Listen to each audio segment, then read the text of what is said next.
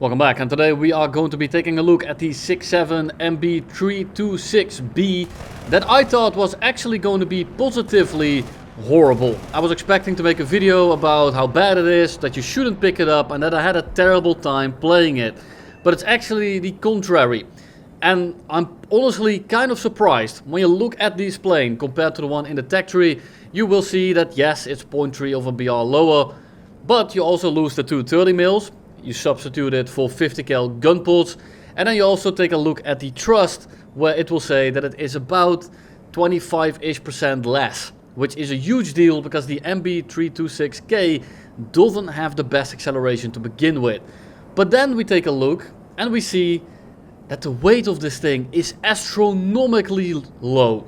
It weighs about 2000 kilograms only, and when you take a look and you compare it versus a P-51H, for example, in StatShark, you will actually see that it has a smaller radius than the P-51H, while also sustaining more degrees per second. This doesn't mean that it's the better plane overall, but against props, you can basically do whatever the hell you want.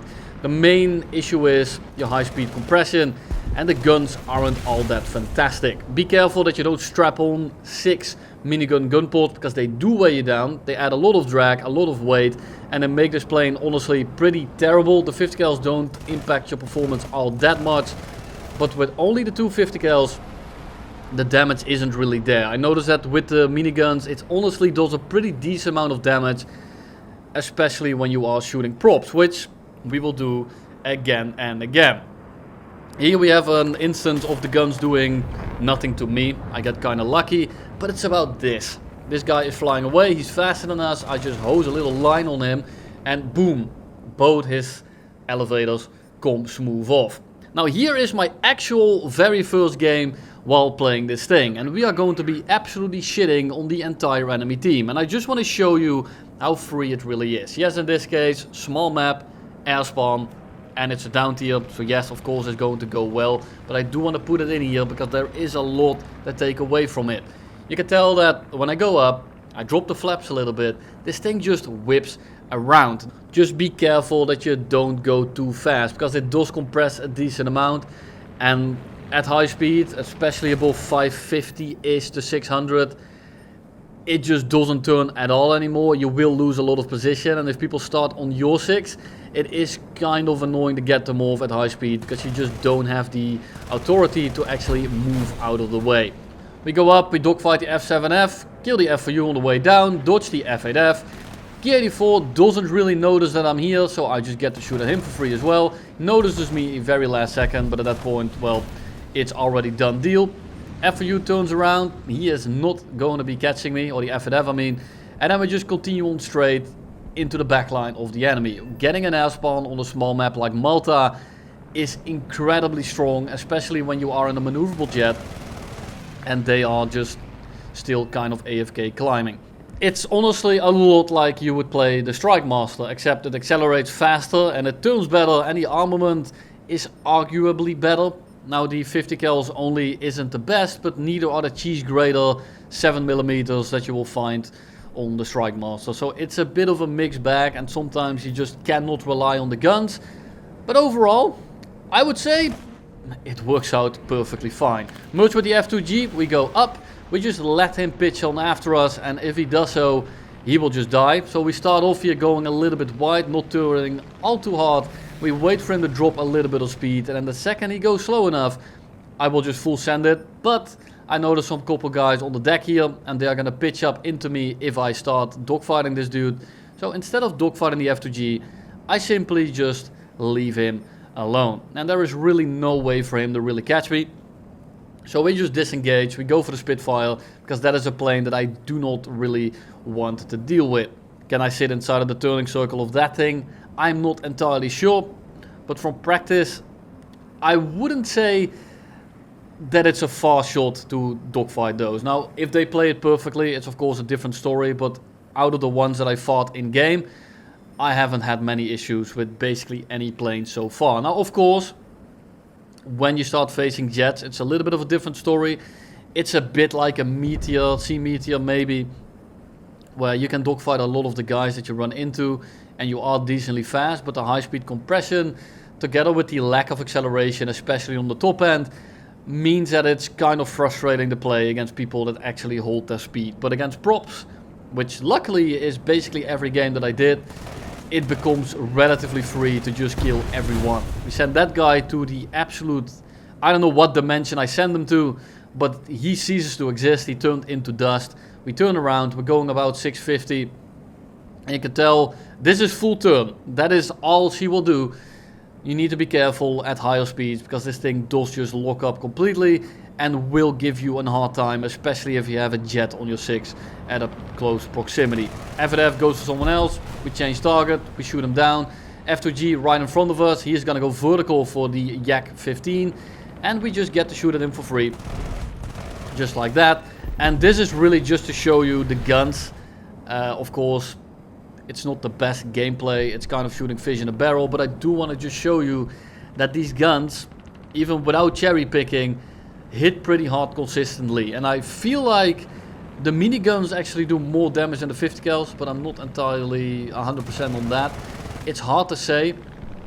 I just know that the times I did actually take 50 cals only, my guns weren't all that good. Now here we have a BF-109 K4 on our 6 and I'm just going to dogfight him. We're not going that fast, but that's good because that means that we don't actually compress.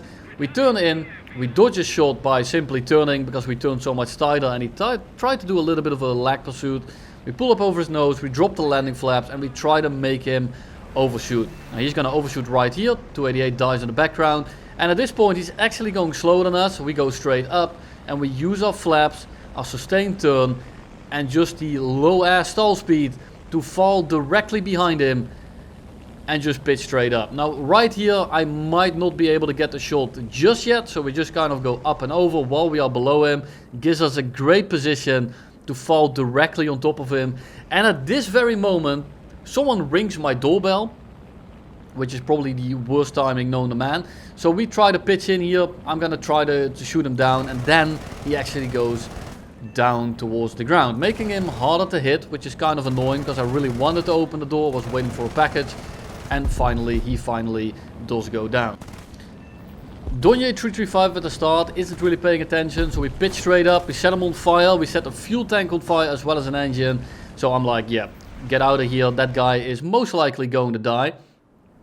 And he puts it out, and unfortunately this is the reason I am most likely not gonna have a great time, because now I need to worry about him later on in the match. Yak 3U above us, honestly one of the demons of this battle rating.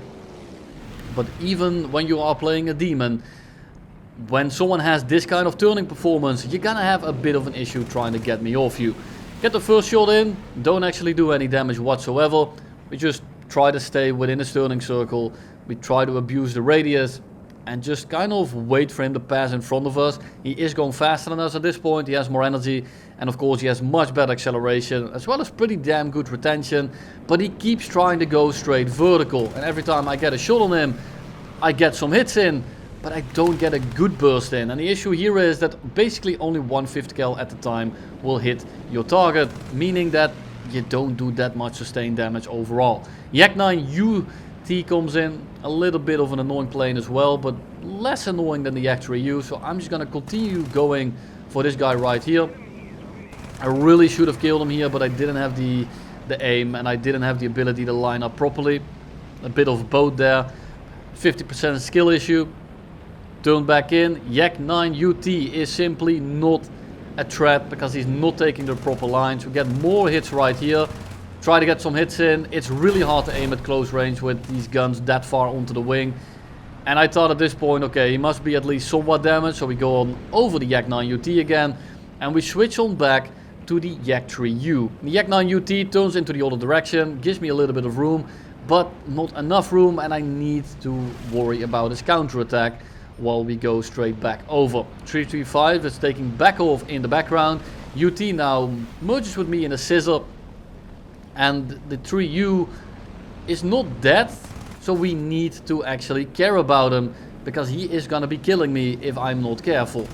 Flies in front of me, get more hits. So now we just kind of dive on out, and we want to reset for the Yak 9. The 3U at this point is just gonna land. It is what it is. The 335 is climbing in the background. I don't want to aggro him either, so I'm just gonna send the fight with the Yak 9U, go up over his nose, bait him into the vertical, then simply pull out of the way because I have so much maneuverability, and then he goes slow enough to the point where I can simply just start full sending it versus him, as I notice an LA9 and then 162 coming in from the background. Drop the landing flap, get the shot right here, finally get some damage in. He gets set on fire, and the LA9 and the 162 decide to chase me towards the water here.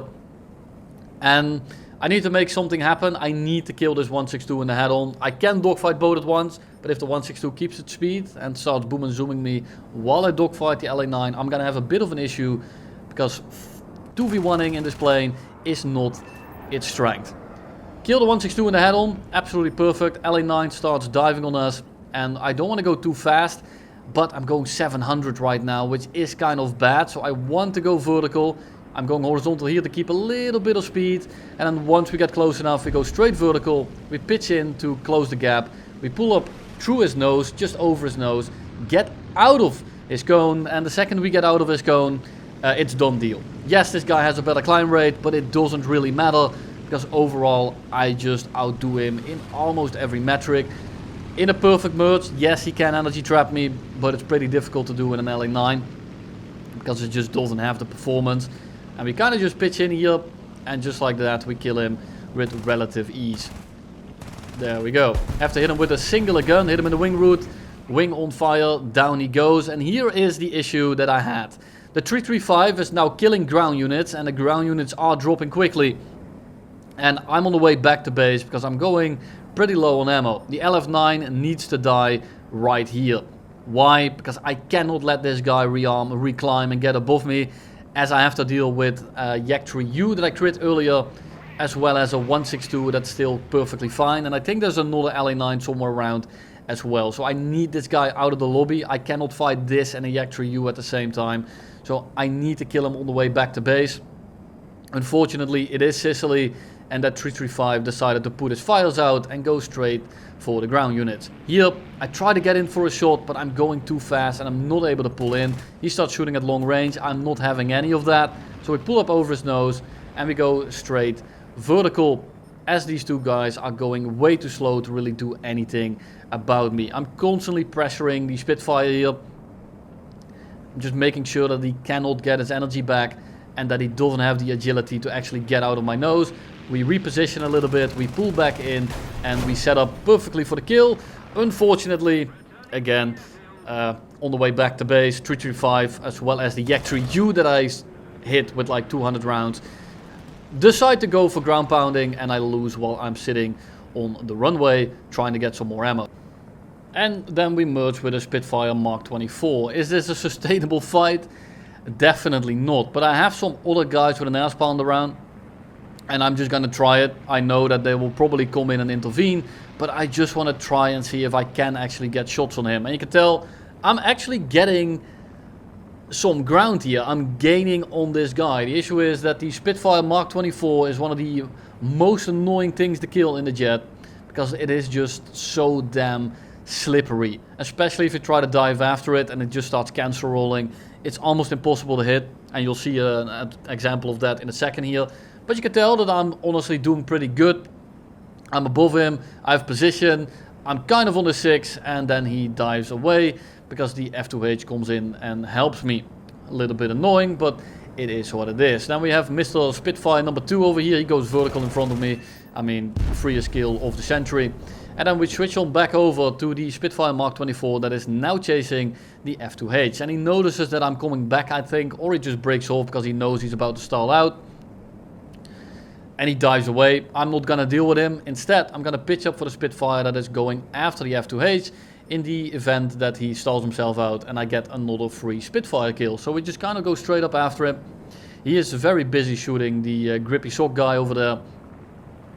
And we get behind him. Now, unfortunately, yet again, he starts to notice us and he starts to do the Mark 24 classic of just rolling his face along the keyboard. And I'm not even going to engage him. If he does that, I cannot be asked to deal with that. So I just break off, I go vertical. I notice that he tries to pull back in, so I gain a little bit of extra separation. And there comes my teammate. The 262 with 6 different cannons. And the 262 A1U1 is honestly pretty damn good right now with the cannons. It's of course still a dogshit flight model, but all the guns are now pretty good. They all hit like trucks, and having 3 different velocities means you're gonna have a pretty easy time lighting it up. We're going 700, we are compressing a little bit, so we try to go vertical here. A21 blows his flaps off, and we just go straight into the vertical to shed off that little bit of speed, get some position. And that other one is still behind me, this one is still in front of me. I'm just gonna hose him. Hopefully we get some damage in. We get a crit, cooling system, he should die anytime soon, not exactly when, but he is crippled. I can deal with him a little bit later. Fly away from the Spitfire, other A21 gets blasted as well. And now all we need to do is wait a little bit and set up for the engagement. The Spitfire is chasing the 262, it gives me the ability to turn around and double team him. In the event that he doesn't break off, I get a free kill. And if he does break off, it frees up my 262. This guy is not paying attention whatsoever, but I'm not able to line up the guns anyway. And we miss him in the very last moment. Break off for a little bit. He was a little bit aggressive sooner in the game, so I don't want to just send it straight after him. And it's a good thing I didn't, because that would have ended in a head-hold that I probably would not have won. So we just go into a bit of a... It's not shallow, it's not steep, a medium steepness climb. And we just try to get away from him. We get some separation, get some altitude, make sure that he is slow. And then once he is far enough away, I will just turn around and start boom and zooming this guy. Now in this event, I also have a friendly around, of course. But even if it's completely one-on-one, the Spitfire will eventually be on the deck, because he will not be able to maintain his energy versus the way that I'm playing this. He's going way too slow. Get some hits in, get some more damage in, get a severe, double tap him, Epstein. And we just turn around and go for the next guy. We know that some guys on the deck. There's a MiG-9. Yak-15 is in a 2v1. Probably not going to be a major threat. And even if he does kill both of them, I should be okay versus him. I'm just much faster. And I will turn with him without much issue. So I'm just looking around, seeing what I can do. Yak-15 goes down. And at this point, I'm just cruising. I'm just looking around, seeing who I can engage. And I have no idea where anyone is. Soon enough, people will start appearing again. Night spotting is kind of annoying. I mostly look for dots. The issue is that dots at like 7 kilometers these days simply despawn, meaning that it's not actually that reliable anymore either. I'm trying to run down the MiG-9 here. He's a little bit slower than me. This shouldn't happen, honestly. He is much faster than we are if we both play it properly.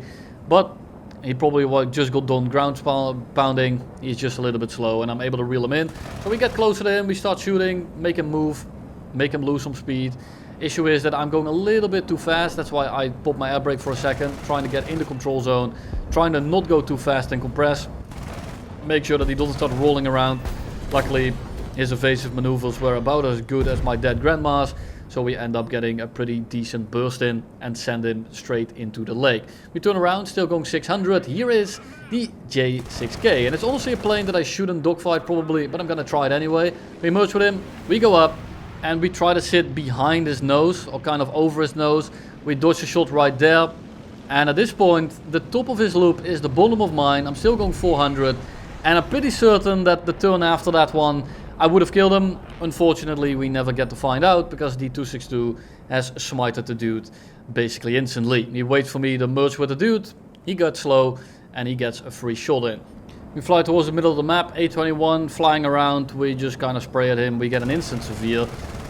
Honestly, the damage of these guns isn't all that bad. I'm not entirely sure why it does so much damage. I feel like it shouldn't. I'm not sure again if it's the 8mm. But I do think it is. I don't try to run the miniguns too much, because they are pretty heavy. But you have to use some of it, because the firepower of just the 250 cals is just not quite enough. Most with the FAF, going way faster than him. He's probably going like 450 at the very most. We're going 700. We go up, we just go into horizontal rate while being directly above him. We wait for him to stall out. We drop our nose, and we get again one of the freest kills of the lobby. Just 2-tap him, set him on fire, Epstein him, and that is going to be the game as well as the video. And that's all I have for you today. Thank you all very much for watching. Hope you enjoyed it. And I'll see you in the next one.